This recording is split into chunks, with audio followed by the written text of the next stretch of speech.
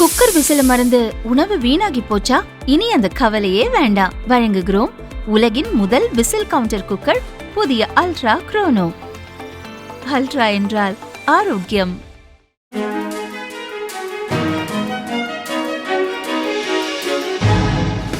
தட்டை, சீடை, முறுக்கு, ரிப்பன் பக்கோடா, அதிரசம், என்ன வேணாலும் செய்யுங்க. ஒரே ஒரு 5 லிட்டர் இதய மந்த்ரா கடல் எண்ணெய் பேக் ஒரு மாசம் முழுசுக்கும் அத்தனை சமையல் முடிச்சு விடலாம். இதய மந்த்ரா. வணக்கம். செய்தி சுருக்கம். சைப்ரஸ் சென்ற பிரதமர் மோடிக்கு அதிபர் நிக்கோஸ் உற்சாக வரவேற்பு. இரு நாட்டு உறவை மேம்படுத்த ஆலோசனை.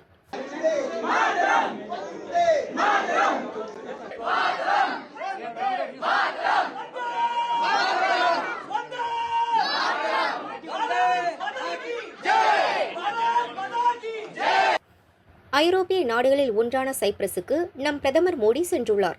லார்னாகா ஏர்போர்ட்டில் சைப்ரஸ் அதிபர் நிக்கோஸ், அந்நாட்டு அமைச்சர்கள், அதிகாரிகள் அவரை வரவேற்றனர். சைப்ரஸில் வசிக்கும் இந்தியர்கள், இந்திய வம்சாவளியினர் மோடியை உற்சாகமாக வரவேற்றனர். 1962 முதல் இந்தியா சைப்ரஸ் நாடுகள் இடையிலான தூதரக உறவு சிறப்பாக கடைபிடிக்கப்பட்டு வரும் நிலையில் பிரதமர் மோடி அங்கு சென்றுள்ளது முக்கியத்துவம் வாய்ந்ததாக கருதப்படுகிறது. சர்வதேச அரங்கில் காஷ்மீர் விவகாரம் உட்பட பல்வேறு விஷயங்களில் நம் நிலைப்பாட்டை சைப்ரஸ் ஆதரித்து வந்துள்ளது. ஐநாவில் இந்தியா முன்வைக்கும் முக்கிய பிரச்சினைகள், முன்மொழியும் கருத்துகளுக்கு சைப்ரஸ் தொடர்ந்து ஆதரவளித்து வருகிறது. சைப்ரஸ் நாட்டில் மிக குறைவான எண்ணிக்கையில்தான் இந்தியர்கள் வசிக்கின்றனர் என்றாலும் அந்நாட்டின் கல்வி, சுகாதாரம், தொழில்துறை வளர்ச்சியில் இந்தியர்களின் பங்கு குறிப்பிடத்தக்க வகையில் உள்ளது. மோடியின் சைப்ரஸ் பயணத்தின் போது இரு நாடுகள் இடையே தொழில், வர்த்தகம், முதலீடு, ஐடி, புதிய கண்டுபிடிப்புகள், கடல்வழி போக்குவரத்து, வர்த்தகம், புதுப்பிக்கத்தக்க எரிசக்தி, மனிதவளம் உள்ளிட்ட பல துறைகளில் புதிய ஒப்பந்தங்கள் கையெழுத்தாகும் என எதிர்பார்க்கப்படுகிறது.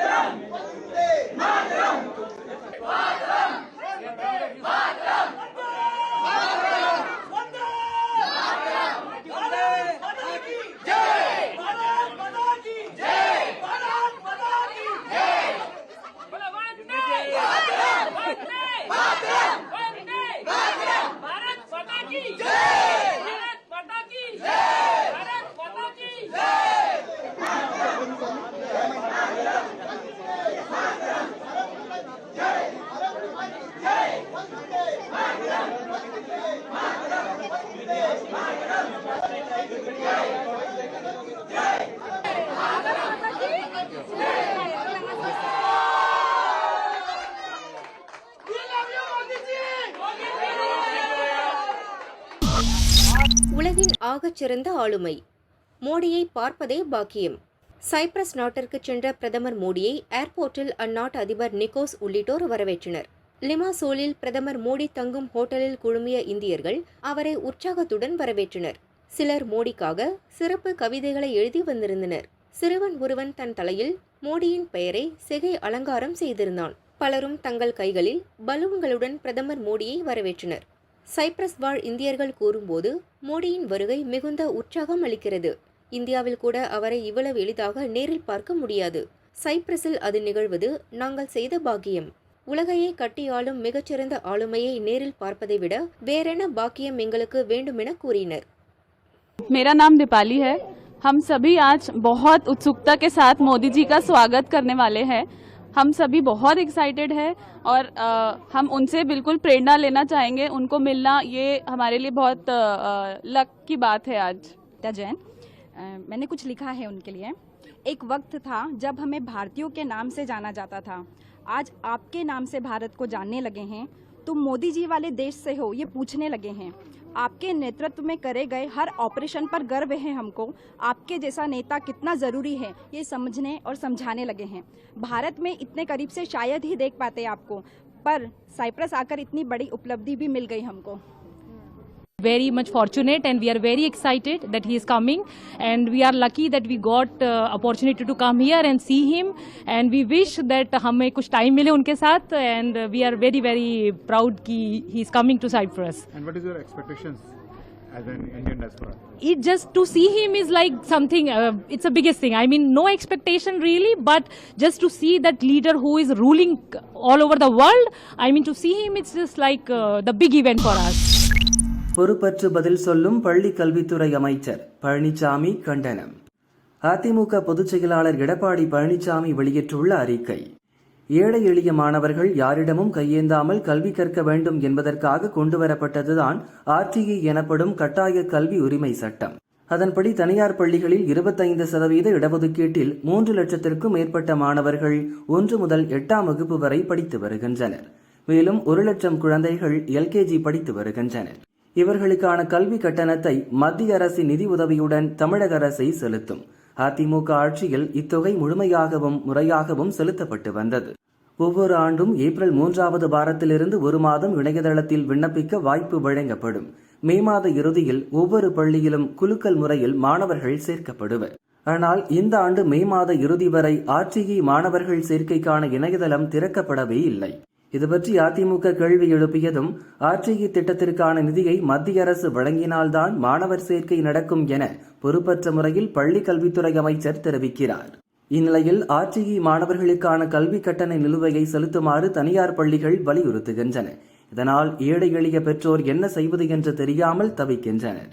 எனவே மத்திய அரசு பணம் தரவில்லை என தட்டி கழிக்காமல் உடனடியாக மாநில நிதியிலிருந்து இத்திட்டத்திற்கான நிதியை விடுவித்து கட்டணமின்றி படிக்க வகை செய்யும் 25% மாணவர் சேர்க்கையை உடனடியாக முடிக்க வேண்டும் என எடப்பாடி பழனிசாமி வலியுறுத்தியுள்ளார்.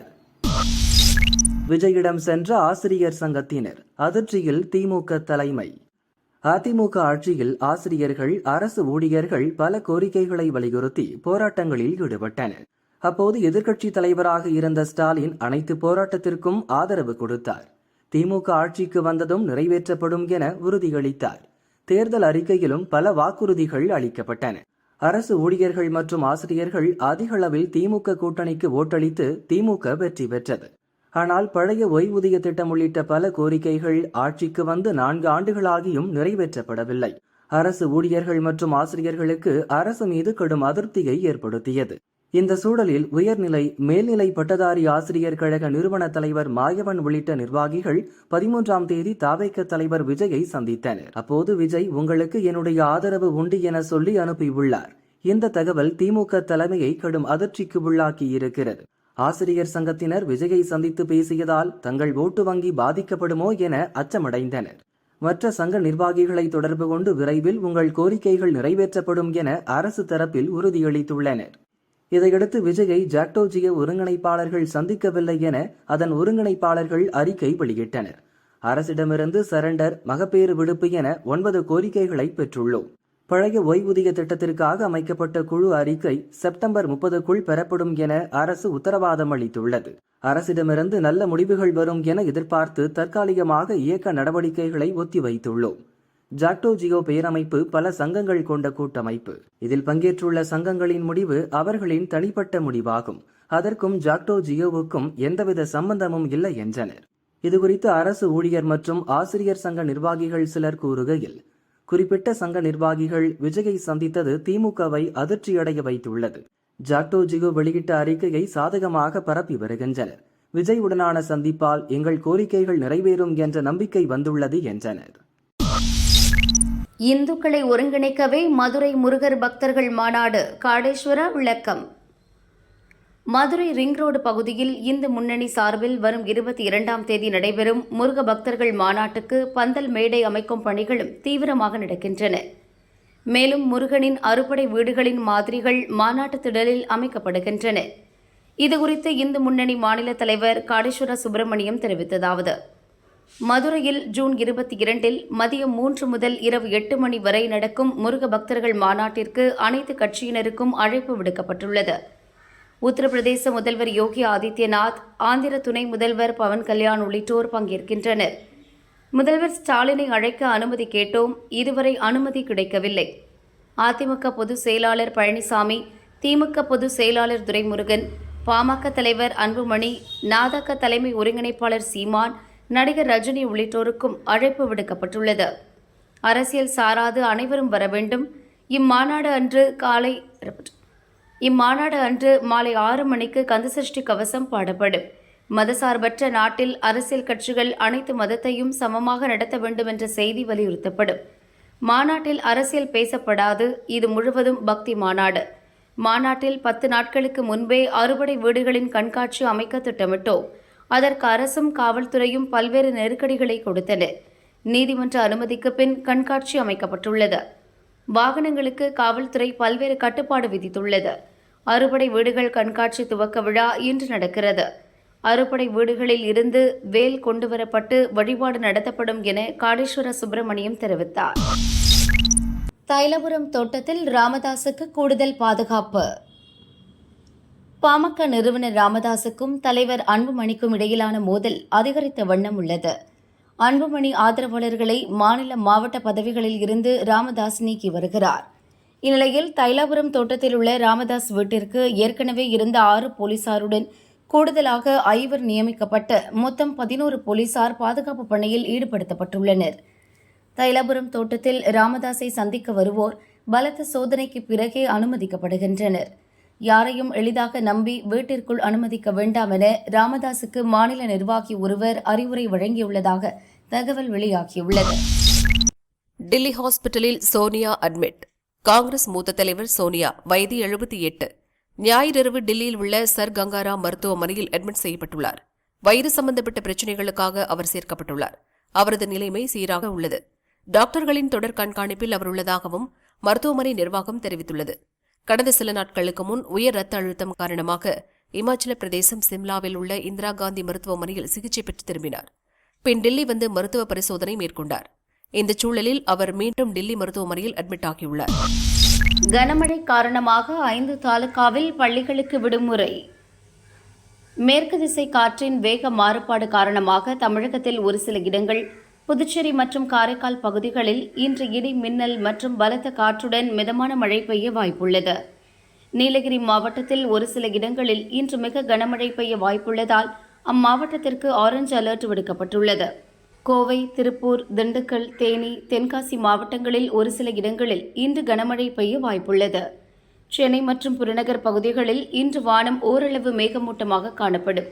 ஒரு சில இடங்களில் இடி மின்னலுடன் லேசான அல்லது மிதமான மழை பெய்யலாம் என வானிலை ஆய்வு மையம் தெரிவித்துள்ளது. இந்நிலையில் நீலகிரி மாவட்டத்தில் பெய்து வரும் மழை மற்றும் காற்றின் காரணமாக இன்று உதகை, குந்தா, கூடலூர் மற்றும் பந்தலூர் ஆகிய வட்டங்களில் உள்ள பள்ளிகளுக்கு மட்டும் இன்று ஒருநாள் விடுமுறை அளித்து கலெக்டர் லட்சுமி பவ்யா அறிவித்தார். கோவை மாவட்டம் வால்பாறையில் பெய்யும் கனமழையால் அந்த தாலுகாவுக்கு உட்பட்ட பள்ளிகளுக்கு மட்டும் இன்று கோவை கலெக்டர் விடுமுறை அறிவித்தார். போலீஸ் ஸ்டேஷனை நொறுக்கிய ரவுடிக்கு கை கால் முறிவு. மதுரை பேரையூர் தாலுகா வெங்கடாச்சலபுரத்தைச் சேர்ந்தவர் பிரபாகரன், வயது 29. அவரது நண்பர் 20 வயது ஐயனார். இருவரும் நேற்று முன்தினம் அதிகாலை வி. சத்திரப்பட்டி போலீஸ் ஸ்டேஷனுக்கு வந்தனர். பணியிலிருந்த ஏட்டு பாண்டியிடம் என்னை ஏன் அடிக்கடி விசாரிக்க வருகிறீர்கள் என கேட்டு அவரை தாக்கினர். ஸ்டேஷன் அறைக்குள் அடைத்துவிட்டு கம்ப்யூட்டர், வாக்கி-டாக்கி, மொபைல் போனை அடித்து நொறுக்கி தப்பினர். டிஎஸ்பி சந்திரசேகர், இன்ஸ்பெக்டர்கள் குருநாதன், பீமா தலைமையில் 4 தனிப்படைகள் அமைக்கப்பட்டன.